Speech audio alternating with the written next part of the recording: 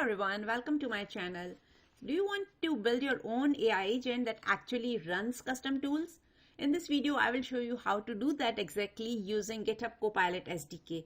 No fluff, just a step-by-step guide to creating a real agent that thinks, responds, as well as executes your logic. So this is the third video in my series of GitHub Copilot SDK.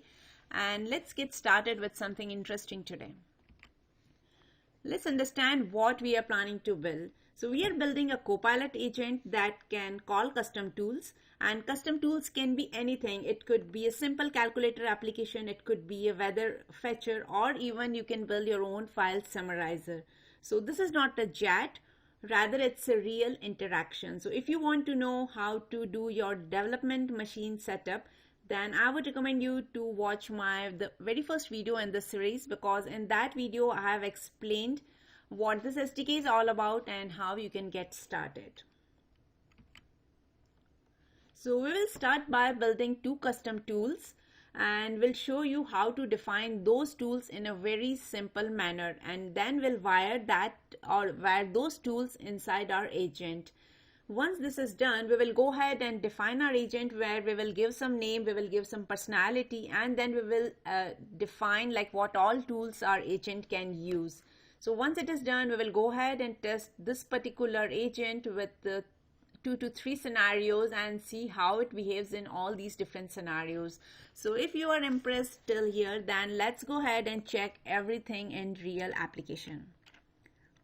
So I'm on my VS Code, and make sure that you have installed the GitHub Copilot SDK before moving here and you are having an active subscription. So the very first thing you need to do is make sure that you are importing these particular packages. The parentic we need because we need to define the parameter types and the classes. So this is where we need base model as well as the field. Then we have Copilot client, which is the base for creating our agent.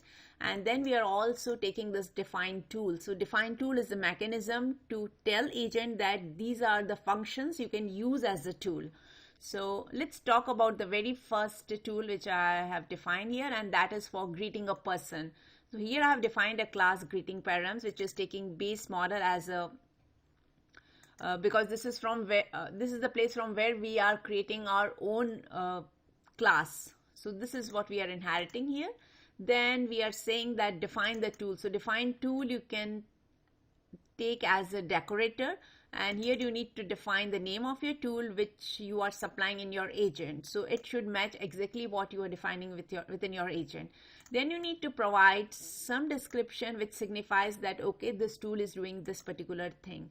So if I will just remove the space here, and here is my actual function, the Python function which I have defined, and this is the function which will behave like a tool for our agent.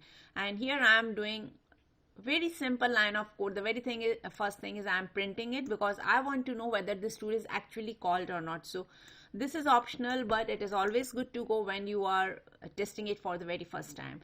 Then I am saying hello and the name of the person whom we are greeting, and hope you are having an amazing day.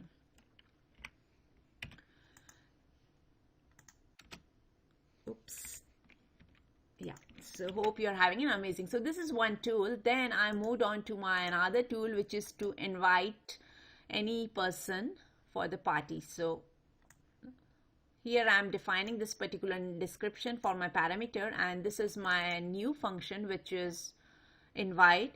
Here again I am just providing some text message. I'm returning this as a string. So these two are the simple functions, but in your case you can define any complex functions, or you can reuse the functions which you have already defined using your programming language.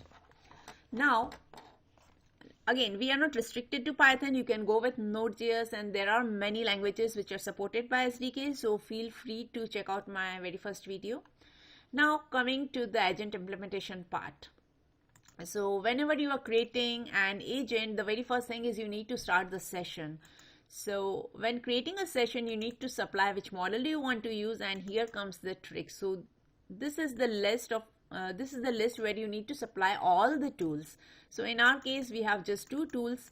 So there is again a possibility that you are having n number of local functions defined in this file. So in that case, it will not be taken as a tool, because as far as you are not adding those functions here, as far as you are not defining them with defined tool decorator, you are good to go. But again, when you are doing production application, definitely all these tooling code will go to separate file altogether.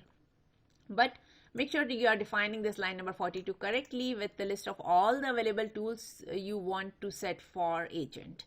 Now these are just for the logging purpose, to tell user that what this tool is all about.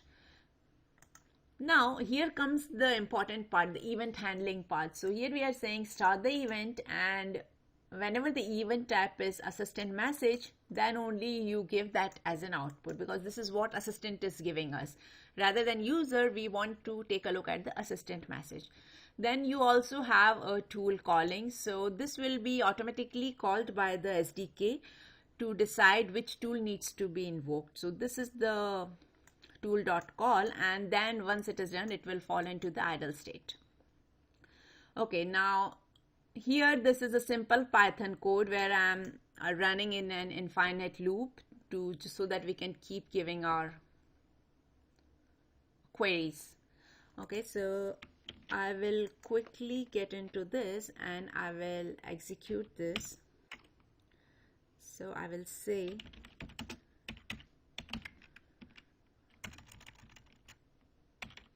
app.py, and it should start the agent. So let me pull it up a little bit. Here you can see these are just for the user's knowledge. It's not mandatory, it's just for the information that what this particular agent is doing. Okay, now the very first question I am going to say is greet Mike, and let's say whether it is going with the traditional way or it is actually using. So that is the reason I did my logging, and here it is saying it actually called my tool, which we have defined it over here. So here you can see hello, then name, and hope you are having an amazing. So this is what we received it over here. Let me try one from the invite tool. Let's say invite Ruby, and again you can see that it has called this particular tool, and Ruby, you're officially invited to the event. So this is what we are saying here. Now these are the very simple scenarios. Let me show you a scenario wherein you need to invoke multiple tools at once. So for that we can write something like greet Maria and invite her to the party.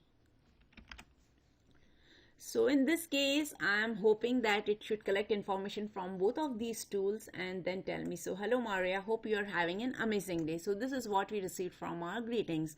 Then Maria, you are officially invited to the event. So the best part here is, although I said invite to the party, but my actual tool wants to spit invite to the event. So that's what you are seeing it over here. So irrespective of whatever the natural language you are using, system will still follow the rules which we have defined inside our tools. So that is the best part, and initially you may face some difficulties to plugging these tools and making the system work, but if you are following all the guidelines, then that should be very straightforward. So I hope you enjoyed watching this, and do let me know in comments what next scenario are you expecting. Thanks for watching.